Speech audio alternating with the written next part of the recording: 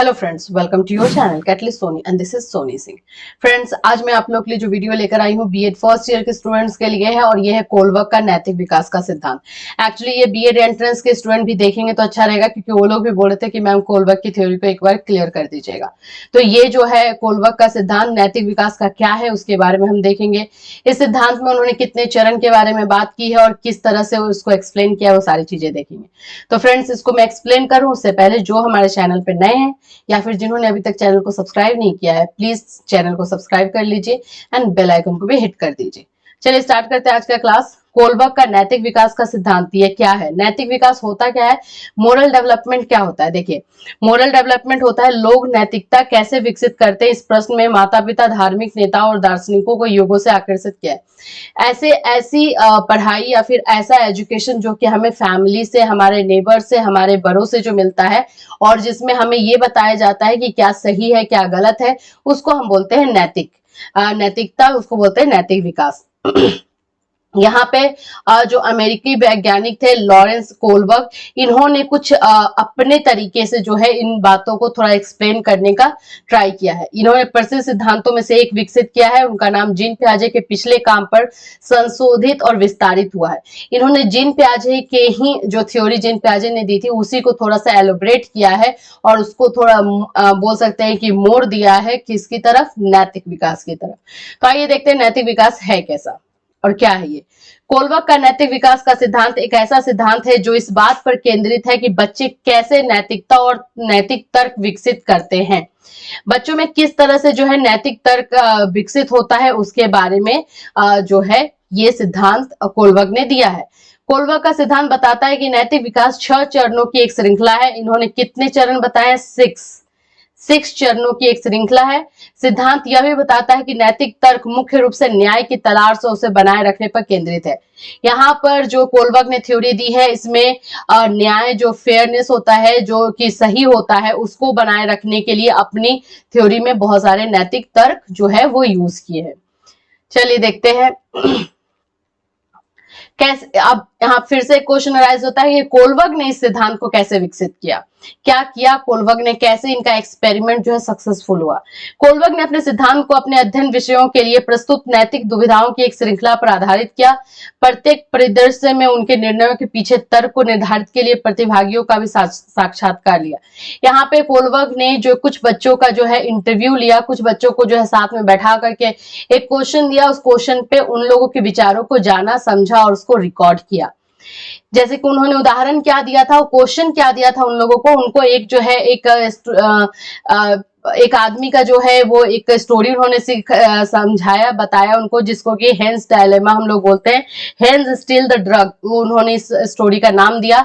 इस परिदृश्य में एक महिला को कैंसर हो जाता है और उसके डॉक्टरों का मानना है कि केवल एक ही दवा उसे बचा सकती है। इस दवा की खोज एक स्थानीय फार्मिस्ट ने की थी और उसे $200 प्रति खुराक के हिसाब से बनाने और इसे $2000 प्रति खुराक में बेचने में सक्षम था।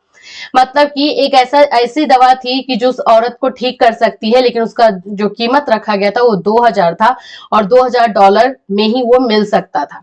तो यहाँ पर देखिए उस महिला का पति जो है, हेंज नाम है उसका, उसने उस दवा को खरीदने के लिए गया उसके पास, तो उसके पास सिर्फ $1000 थे। तो वो बोला कि $1000 में ही वो दवा उसे दे देने के लिए। उन्होंने फार्मिस्ट के साथ कम कीमत के लिए बातचीत करने या समय के साथ भुगतान करने के लिए क्रेडिट बढ़ाने की कोशिश की। पूरी तरीके से उसका पति जो है उसको कन्विंस करने का ट्राई किया फार्मिस्ट को, लेकिन वो नहीं माना और आंशिक भुगतान पर भी नहीं माना, किसी भी तरीके से नहीं माना। अब कोलवर्क ने ये क्वेश्चन पूछा बच्चों से कि अब उस पति को, उस इंसान को क्या करना चाहिए था, उसके लिए क्या करना जो है सही होता। ठीक है, तो कोलवर्क ने को इस जवाब में इतनी दिलचस्पी नहीं थी कि हेंज गलत था या सही, लेकिन प्रत्येक प्रतिभागी के निर्णय के तर्क में फिर उन्होंने उनके तर्क को नैतिक विकास के अपने सिद्धांतों के चरणों में वर्गीकृत किया।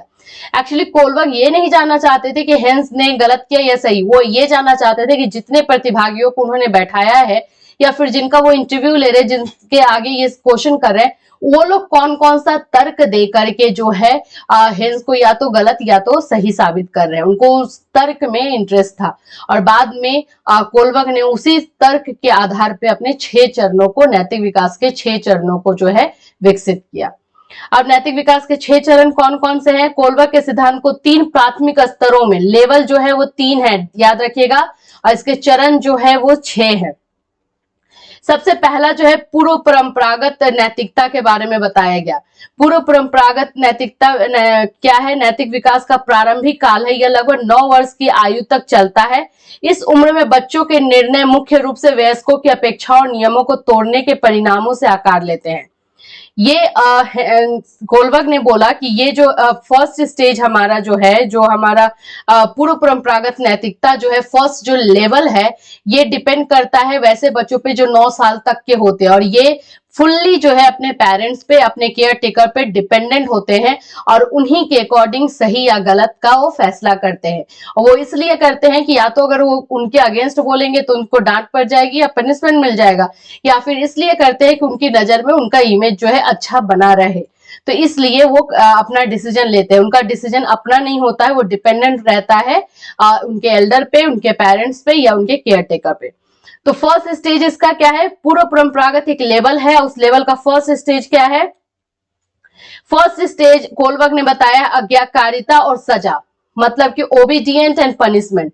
बच्चे दो ही तरीके से अपने फैसला सुनाते हैं, अपना डिसीजन दे सकते हैं 9 साल तक के बच्चे, या तो अपने पेरेंट्स की बातों को मान करके एज अ ओबीडियंट चाइल्ड अपना डिसीजन देंगे, या फिर वो उनके अगेंस्ट में जाकर उनको ऐसा लगेगा कि या तो मैं अगर कुछ अगेंस्ट में बोल दूंगा तो मुझे पनिशमेंट मिल जाएगी, तो या तो पनिशमेंट के डर से अपना जो है वो डिसीजन देंगे।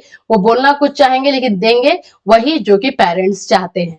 तो ये बात जो है वो कोलबर्ग ने अपनी इस थ्योरी में बताई है। दूसरा उन्होंने बताया, दूसरा जो स्टेज है फर्स्ट लेवल का, व्यक्तिवाद और विनिमय। ये क्या है? नैतिक विकास के व्यक्तिवाद और विनिमय चरण में बच्चे व्यक्तिगत दृष्टिकोण के लिए जिम्मेदार होते हैं और व्यक्तिगत आवश्यकताओं की पूर्ति के आधार पर कार्यों का न्याय करते हैं। यहाँ पर भी बच्चे जो है व्यक्तिवाद और विनिमय में ही बिलीव करते हैं। यहाँ पर बच्चे जो है उन्हीं के अकॉर्डिंग अपना काम करते हैं और उनके दृष्टिकोण जो है उन्हीं के अकॉर्डिंग जो है जिम्मेदार होता है। दूसरा ये पारंपरिक नैतिकता। पारंपरिक नैतिकता क्या है? ये लेवल है हमारा पारंपरिक नैतिकता।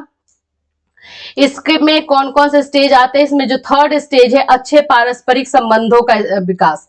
अच्छे पारस्परिक संबंध, दैट मीन्स कि बच्चे जो हैं इसमें अपने संबंध, अपने रिलेशन को अच्छा बनाने के लिए जो है वो डिसीजन देते हैं, जिसको हम लोग बोलते हैं गुड बॉय गुड गर्ल का इमेज जो बनाए रखने के लिए उनका डिसीजन आता है। उनका डिसीजन इस बात पे नहीं आता है कि वो सोच क्या रहे हैं, उनका डिसीजन इस बात पे आता है कि उनकी इमेज किस तरह से बनेगी। इसका नेक्स्ट जो स्टेज है सामाजिक व्यवस्था बनाए रखने के लिए, क्योंकि ऑलरेडी उनको ये टीच किया गया है कि इस तरह से सामाजिक व्यवस्था चलती है, इस रूल से ये समाज चलता है, तो वो सामाजिक व्यवस्था में जो रूल ऑलरेडी बनाए गए हैं उनको चलाने के लिए अपना डिसीजन देते हैं। अब आइए थर्ड लेवल पे बात करते हैं। ये क्या है? उत्तर पारंपरिक नैतिकता। ये जो लास्ट थर्ड लेवल है इसमें कौन से स्टेज है? ये नैतिक विकास के इस स्तर पर लोग नैतिकता के अमूर्त सिद्धांतों की समझ विकसित करते हैं। मतलब यहाँ से जो है वो अपनी समझ से जो है फैसला लेते हैं। यहाँ पे फर्स्ट स्टेज जो पहला फिफ्थ स्टेज जो इसका आएगा, इसमें है सामाजिक अनुबंध और व्यक्तिगत अधिकार। यहाँ पर जो इंसान होता है वो कुछ सामाजिक रूल्स रेगुलेशन में बंधा हुआ रहता है, तो उसके अकॉर्डिंग लेगा या फिर पर्सनल राइट्स के अकॉर्डिंग जो है अपना डिसीजन लेता है। एक सामाजिक अनुबंध और व्यक्तिगत अधिकारों के विचार अगले चरण में लोगों को अन्य लोगों के अलग अलग मूल्यों, विचारों और विश्वासों के लिए जिम्मेदार ठहराते हैं। कानून के नियम समाज को बनाए रखने के लिए महत्वपूर्ण है, लेकिन समाज के सदस्य को इन मानकों पर सहमत होना चाहिए।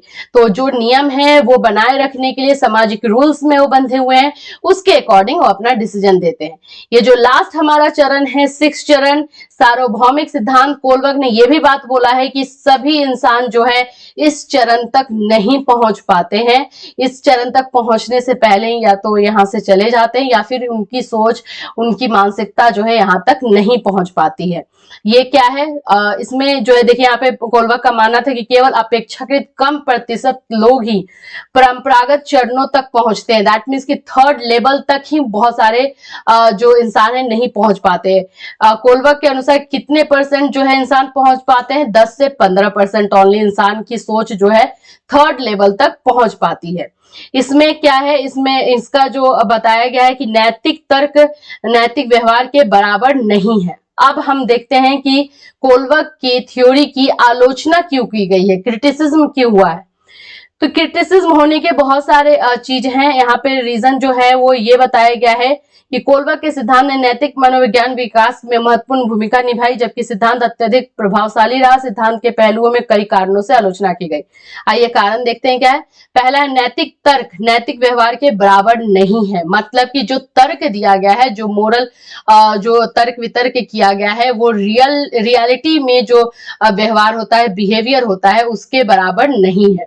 दूसरा बताया गया कि न्याय पर अत्यधिक बल देता है। यहाँ पर जो है कोलवर्क की थ्योरी में न्याय पर ज्यादा से ज्यादा जोर दिया जाता है, जो कि सही नहीं है। फिर है सांस्कृतिक पूर्वाग्रह है। यहाँ पर व्यक्तिगत अधिकारों पर जोर देती है, जबकि समाज और समुदाय के महत्व पर जोर नहीं देती है।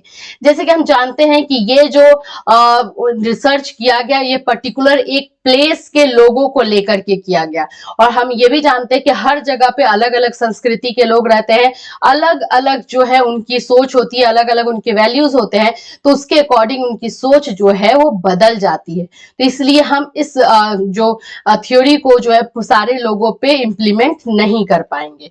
तो ये हुआ लिंग पूर्वाग्रह भी है, इस तरह से इसके कोलवर्क की थ्योरी की आलोचना की गई है। तो फ्रेंड्स, ये इसका पीडीएफ जो है आपको टेलीग्राम पे मिल जाएगा, और इसके बाद हम नेक्स्ट वीडियो के साथ फिर मैं आपके साथ मिलूंगी। फ्रेंड्स, जो भी हमारे चैनल पर नए हैं, चैनल को सब्सक्राइब कर लीजिए एंड बेल आइकन को हिट कर दीजिए। Till then, have a nice day.